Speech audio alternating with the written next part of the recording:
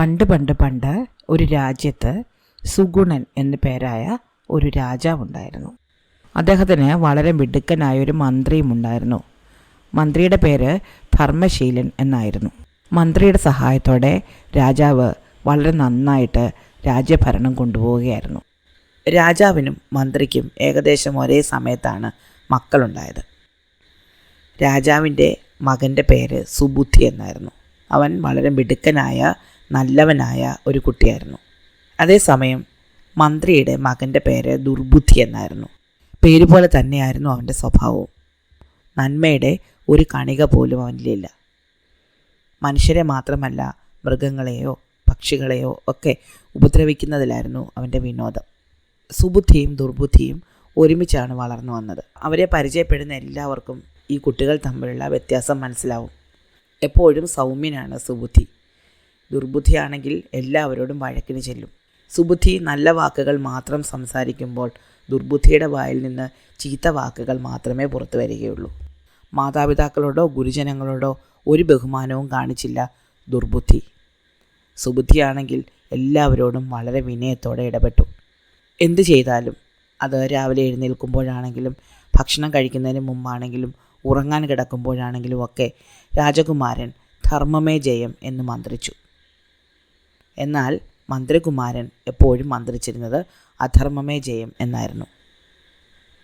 അങ്ങനെ എന്തായാലും രണ്ട് കുട്ടികളും ഒരുമിച്ച് വളർന്നു വന്നു. സുബുദ്ധിക്ക് ദുർബുദ്ധിയോട് വലിയ ഇഷ്ടമായിരുന്നു. അവന് എന്തൊക്കെ കുഴപ്പങ്ങളുണ്ടെങ്കിലും അതൊന്നും വകവെക്കാതെ രാജകുമാരൻ അവനെ സ്നേഹിച്ചു. അവരൊരുമിച്ചാണ് കളിക്കുന്നത്, ഒരുമിച്ചാണ് പലപ്പോഴും ഭക്ഷണം കഴിക്കുന്നത്, ഒരുമിച്ചാണ് പാഠശാലയിലേക്ക് പോകുന്നത്. അങ്ങനെ കുട്ടികൾ വളർന്നു വന്നു. ഒരിക്കൽ ഈ രണ്ട് കുട്ടികളും കൂടി അവരുടെ തോട്ടത്തിലിരിക്കുകയായിരുന്നു. അപ്പോൾ ദുർബുദ്ധി രാജകുമാരനോട് പറഞ്ഞു, നിന്നെ എല്ലാവർക്കും ഇഷ്ടമാണ്. നീ വലുതാകുമ്പോൾ രാജാവാകും. നിന്നെ എല്ലാവരും സ്നേഹിക്കും, ആദരിക്കും. പക്ഷെ എൻ്റെ കാര്യം അങ്ങനെയല്ല. എൻ്റെ അച്ഛന് പോലും എന്നെ ഇഷ്ടമല്ല. എൻ്റെ ബന്ധുക്കളോ എൻ്റെ നാട്ടുകാരോ ഒന്നും എന്നോട് സ്നേഹത്തോടെ ഇടപെടാറില്ല. അവരെല്ലാവരും എപ്പോഴും എന്നെ വഴക്ക് പറയുകയും കളിയാക്കുകയും അകറ്റി നിർത്തുകയും ഒക്കെയാണ് ചെയ്യുന്നത്. വളരുമ്പോൾ എന്താണ് ജോലി ചെയ്യേണ്ടത് എന്ന് പോലും എനിക്കൊരു ബോധ്യവുമില്ല, എനിക്കൊരു ധാരണയുമില്ല. എനിക്ക് ആരും ജോലി തരികയില്ല, എന്നെ ആരും അടുപ്പിക്കുകയില്ല. എൻ്റെ ജീവിതം വലിയ കഷ്ടത്തിലായിരിക്കും. രാജകുമാരൻ എന്ത് പറയും എന്നറിയാൻ വേണ്ടിയിട്ടാണ് ദുർബുദ്ധി ഇങ്ങനെയൊക്കെ അവനോട് പറഞ്ഞത്. എന്നിട്ട് വലിയ ദുഃഖം അഭിനയിച്ച് കാണിക്കുകയും ചെയ്തു. ഇത് കണ്ട രാജകുമാരന് വലിയ സങ്കടം തോന്നി. അവൻ തൻ്റെ കൂട്ടുകാരനെ ചേർത്ത് നിർത്തിയിട്ട് പറഞ്ഞു, നീ വിഷമിക്കേണ്ട. എന്തെങ്കിലും ഒരു കാലത്ത് ഞാൻ രാജാവാകുകയാണെങ്കിൽ നീ ആയിരിക്കും എൻ്റെ മന്ത്രി. അപ്പോൾ ദുർബുദ്ധി വളരെ സന്തോഷത്തോടെ സുബുദ്ധിയെ കെട്ടിപ്പിടിച്ചു. എന്നിട്ട് പറഞ്ഞു, നീയാണ് എൻ്റെ കൂട്ടുകാരൻ. നീ മാത്രമേ എന്നോട് ഇത്ര സ്നേഹത്തോടെ ഇടപെടാറുള്ളൂ. അപ്പോൾ ദുർബുദ്ധി സുബുദ്ധിയോട് പറഞ്ഞു, ഞാൻ ഒരു കാര്യം കൂടി ചോദിക്കട്ടെ? എനിക്കൊരാഗ്രഹം കൂടിയുണ്ട്. നീ എനിക്ക് അതും കൂടി സാധിച്ചു തരുമോ?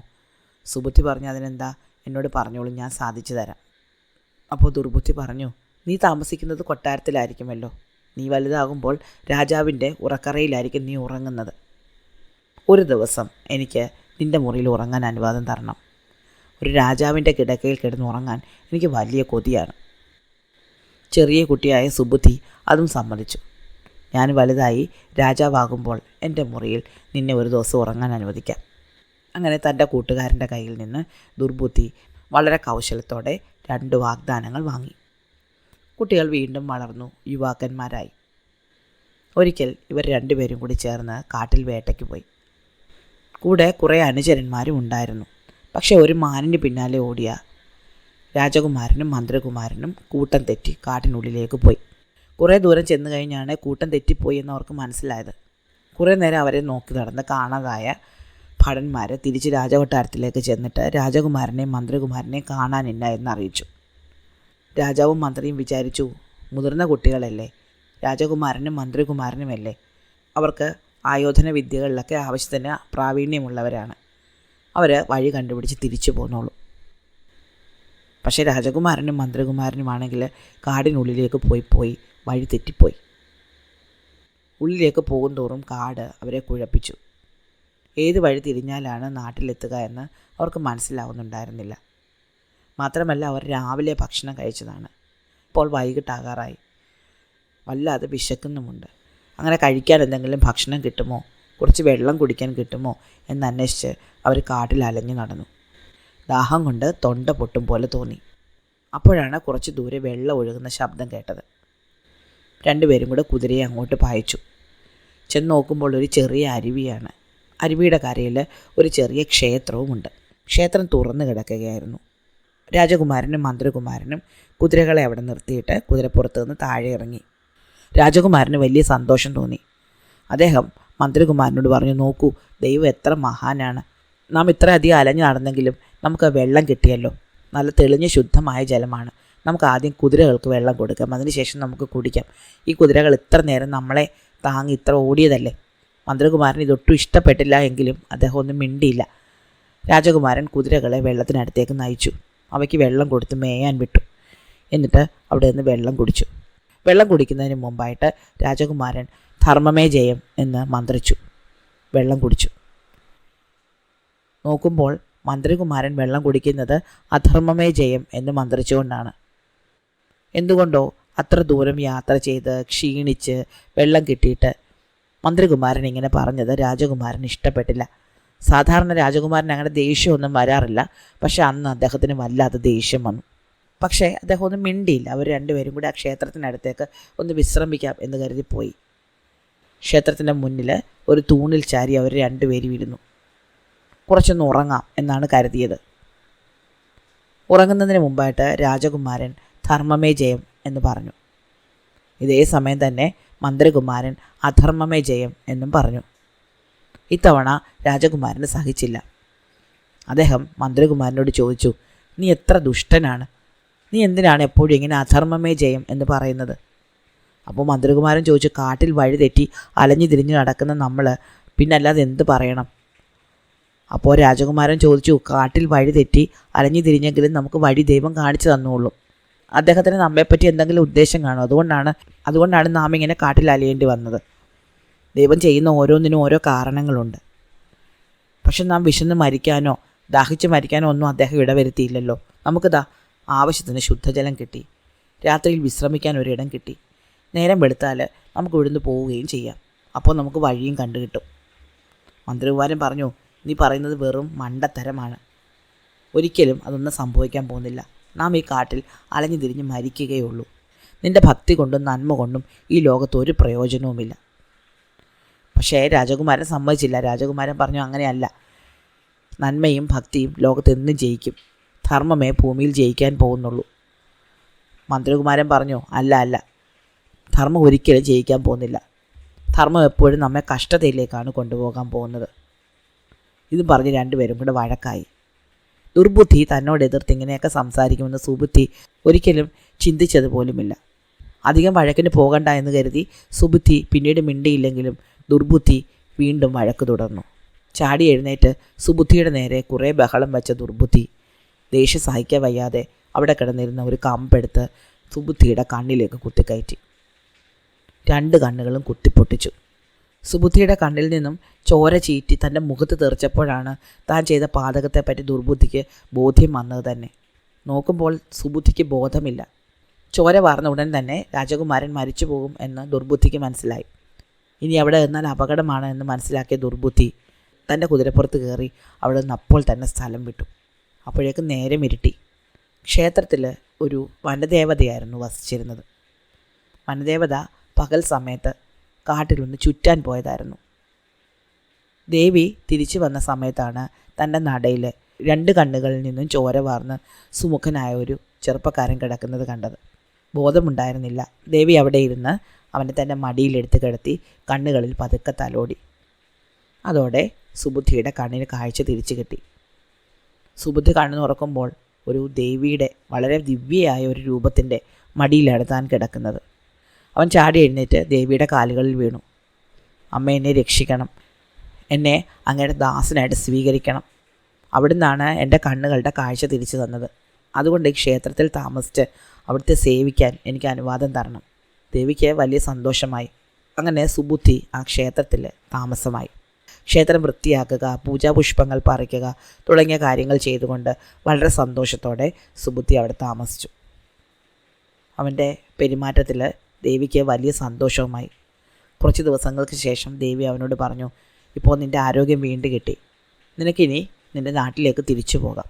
അപ്പോൾ സുബുദ്ധി പറഞ്ഞു, ഇല്ല, ഞാനിപ്പോൾ എൻ്റെ നാട്ടിലേക്ക് തിരിച്ചു പോകുന്നില്ല. എന്നെ കാണാതായിട്ട് 1-2 ആഴ്ചയെങ്കിലും ആയല്ലോ, ഇതുവരെ എന്നെ ആരും അന്വേഷിച്ച് വന്നില്ല.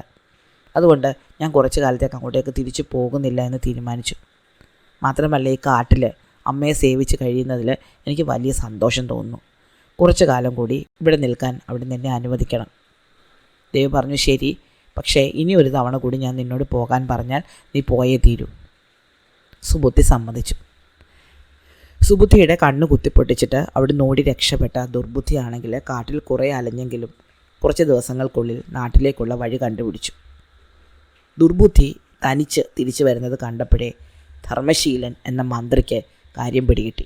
തൻ്റെ മകൻ്റെ ദുഷ്ടതയെപ്പറ്റി അദ്ദേഹത്തിന് ഉത്തമ ബോധ്യമുണ്ടായിരുന്നു. അദ്ദേഹം തൻ്റെ മകനോട് ചോദിച്ചു, നീ എന്തിനാണ് ഒറ്റയ്ക്ക് വന്നത്? സുബുദ്ധി എവിടെ പോയി? ദുർബുദ്ധി പറഞ്ഞു, ഞങ്ങൾ 2 പേരും കൂടി മാനിന് പിന്നാലെ പോയതാണ്. പക്ഷേ സുബുദ്ധി എന്നെക്കാളും കുറേ മുന്നിൽ കയറിപ്പോയി. ഞാൻ കാട് മുഴുവൻ അവനെ അന്വേഷിച്ച് അലഞ്ഞു, എവിടെയും കണ്ടു കിട്ടിയില്ല. അവനെങ്കിൽ തിരിച്ചു വന്ന് കാണുമെന്ന് കരുതി ഞാൻ വന്നതാണ്. അപ്പോൾ മന്ത്രി പറഞ്ഞു, ഇല്ല, സുബുദ്ധി തിരിച്ചു വന്നിട്ടില്ല. പക്ഷേ സുബുദ്ധി ഇല്ലാതെ നിനക്ക് ഈ നാട്ടിൽ കാലുകുത്താൻ ഒരു അനുവാദവുമില്ല. എപ്പോൾ സുബുദ്ധിയെ കൊണ്ടുവരുന്നു അപ്പോൾ നീ ഇങ്ങോട്ട് കയറിയാൽ മതി.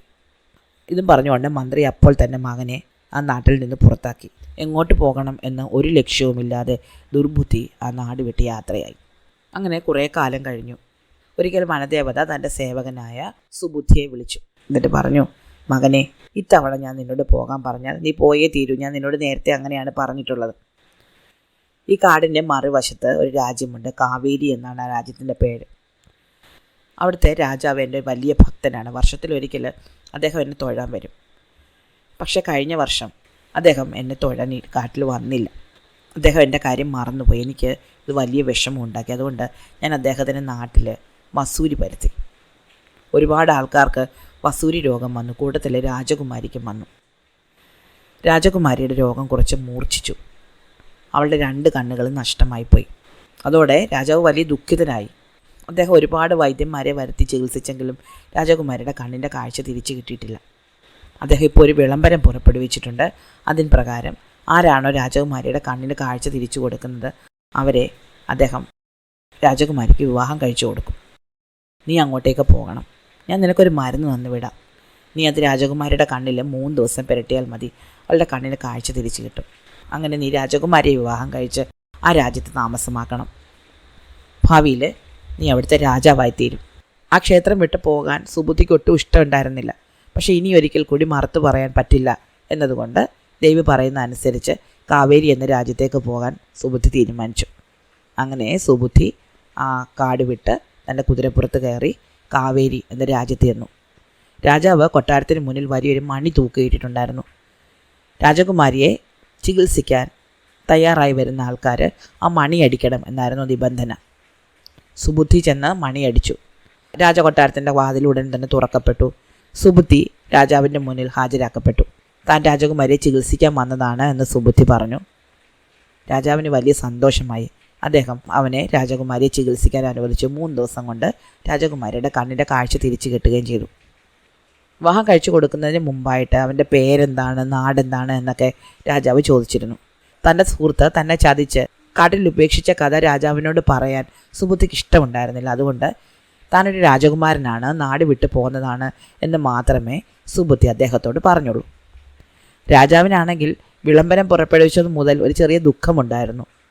പ്രായമുള്ളവരോ അല്ലെങ്കിൽ തൻ്റെ മകൾക്ക് ചേരാത്ത ആരെങ്കിലുമോ ഒക്കെയാണ് വന്ന് മണിയടിച്ച് ചികിത്സിച്ച് തൻ്റെ മകളെ സുഖപ്പെടുത്തുന്നതെങ്കിൽ ആ വിവാഹം നടത്തി കൊടുക്കുമ്പോൾ അവൾക്കത് ദുഃഖമാകുമോ എന്ന് രാജാവിന് ഒരു ചെറിയ വിഷമം ഉണ്ടായിരുന്നു. പക്ഷേ ഇപ്പോൾ ഇതൊരു രാജകുമാരനാണ് എന്ന് കേട്ടതോടെ അദ്ദേഹത്തിന് വലിയ സന്തോഷമായി. അങ്ങനെ അദ്ദേഹം സുബുദ്ധിയുടെയും രാജകുമാരനെയും വിവാഹം നടത്തി. വളരെ ഘോഷമായിട്ട് വിവാഹം നടന്നു.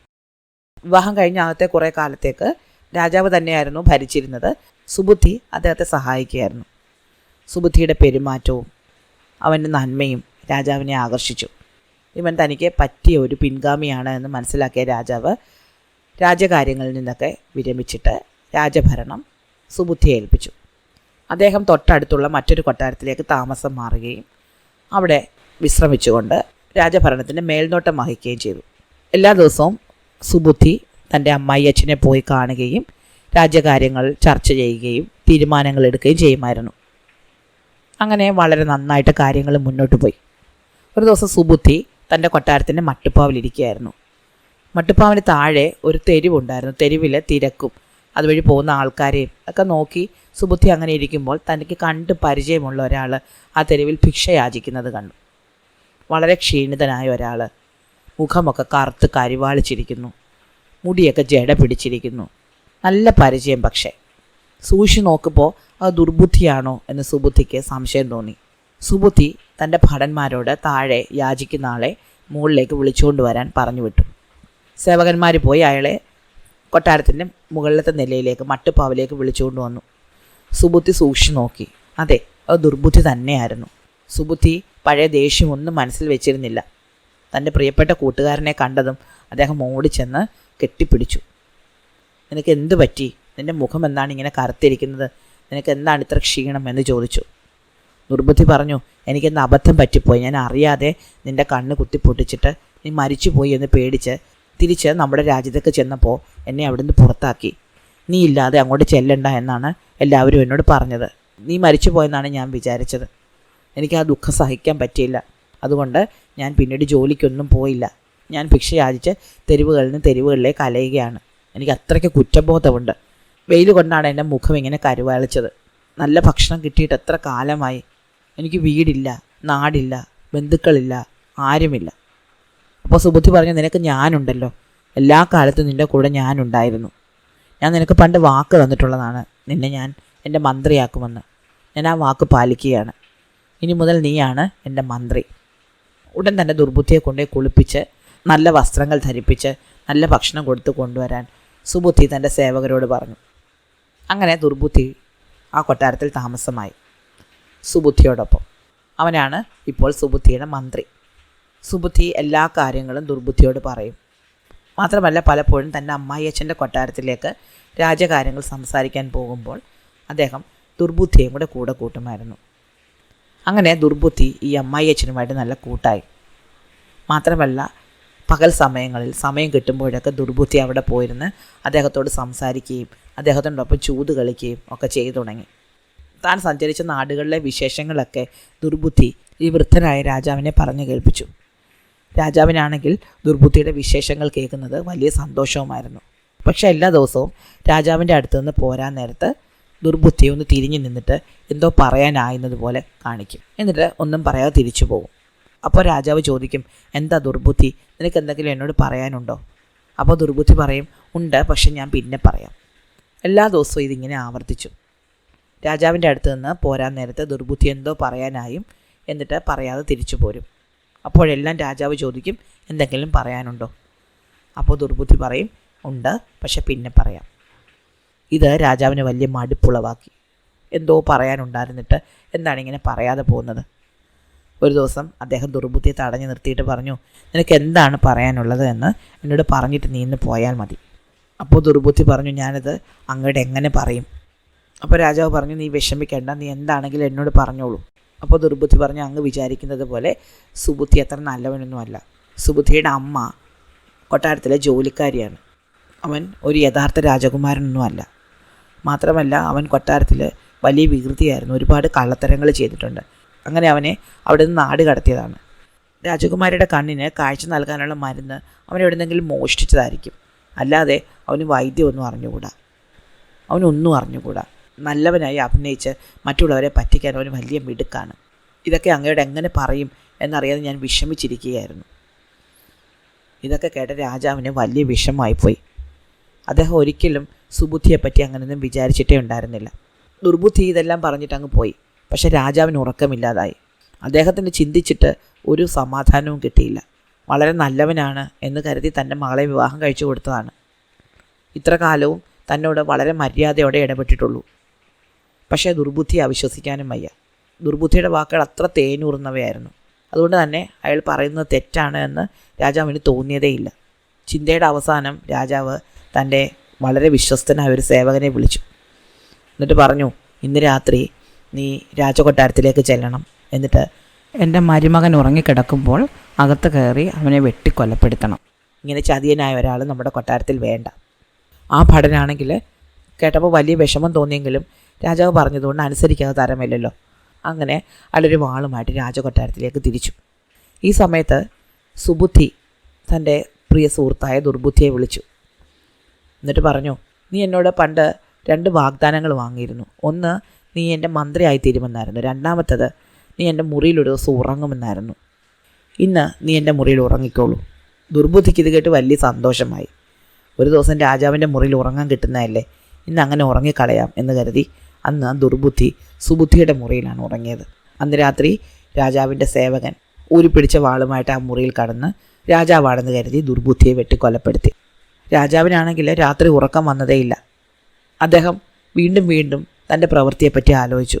തൻ്റെ മകളുടെ കണ്ണ് ആരാണോ സുഖപ്പെടുത്തുന്നത് അവർക്ക് അവളെ വിവാഹം കഴിച്ചു കൊടുക്കുമെന്നായിരുന്നു താൻ വിളംബരം ചെയ്തിരുന്നത്. ആ മരുന്നുമായിട്ട് വന്നത് ഒരു വൃദ്ധനോ ഒരു താപസനോ ഒരു മുടന്തനോ ഒരു ചെവി കേൾക്കാത്ത ആളോ മറ്റെന്തെങ്കിലും രോഗമുള്ള ഒരാളോ ആരാണെങ്കിലും താൻ വിവാഹം കഴിച്ചു കൊടുത്തേനെ. ഇതിപ്പോൾ വന്നത് സുന്ദരനായ ഒരു ചെറുപ്പക്കാരനാണ്. അവൻ ഇന്നേ വരെ തന്നോട് ഒരു ദുഷ്ടതയും കാണിച്ചിട്ടില്ല. ദുർബുദ്ധി പറഞ്ഞതിനെപ്പറ്റി ഒന്നുകൂടി അന്വേഷിച്ചിട്ട് കൊല്ലാൻ പറഞ്ഞാൽ മതിയായിരുന്നു. കേട്ടപാടെ സേവകരെ വിളിച്ച് തൻ്റെ മരുമകനെ കൊല്ലാൻ അയക്കുകയും ചെയ്തു. നേരം വെളുത്തതോടെ സങ്കടം സഹിക്കാൻ വയ്യാതെ രാജാവ് കിടക്കയിൽ ഉരുണ്ട് കരയാൻ തുടങ്ങി. അപ്പോൾ രാജ്ഞി ഇത് കണ്ടു. രാജാവിൻ്റെ അസ്വസ്ഥത അവർ കുറേ നേരം കൊണ്ട് ശ്രദ്ധിക്കുന്നുണ്ടായിരുന്നു. അദ്ദേഹം ഇങ്ങനെ കരയുന്നത് കണ്ടതോടെ അവരോടിച്ചെന്ന് കാര്യം തിരക്കി.